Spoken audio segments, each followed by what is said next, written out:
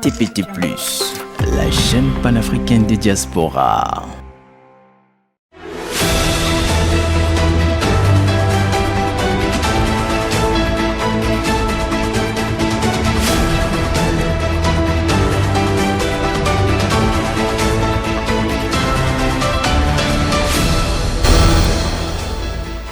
Mesdames et messieurs, bonjour et bienvenue à ce présentant dont voici à les détails.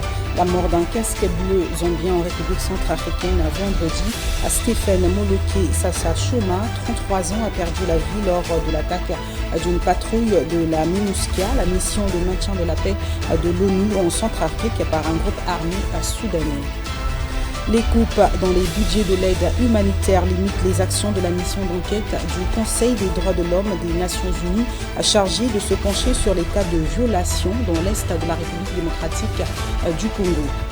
Au nord du Mozambique, la province de Cabo Delgado est à nouveau le théâtre d'exactions d'une extrême gravité. Au moins 120 enfants ont été enlevés ces dernières semaines par un groupe affilié à l'État islamique.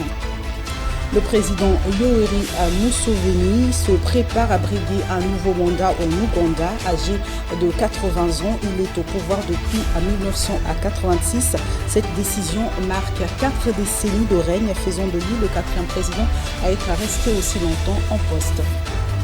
En Ukraine, les frappes continuent de pleuvoir sur la population, encore une fois lourdement éprouvée, cette fois sur la ville d'Dnipro, et ce alors que Volodymyr Zelensky participe au sommet de l'OTAN où les alliés de Kiev se préparent à l'arrivée de Donald Trump.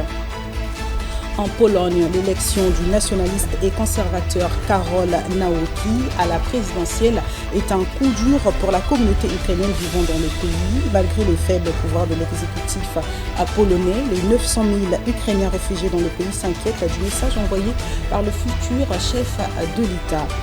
Selon un rapport préliminaire confidentiel du renseignement américain, donc le contenu a été décrit par des sources proches du dossier à des médias. Les bombardements par les États-Unis des installations de Fordo, de Natanz et Isfahan dans la nuit du samedi à dimanche n'auraient pas éliminé les centrifugeuses ni les stocks d'uranium enrichi iranien.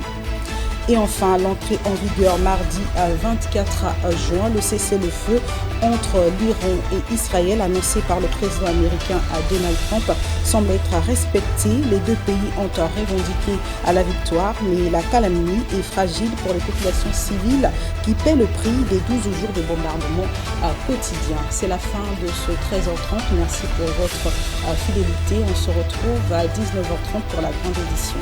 A tout de suite. Thank you.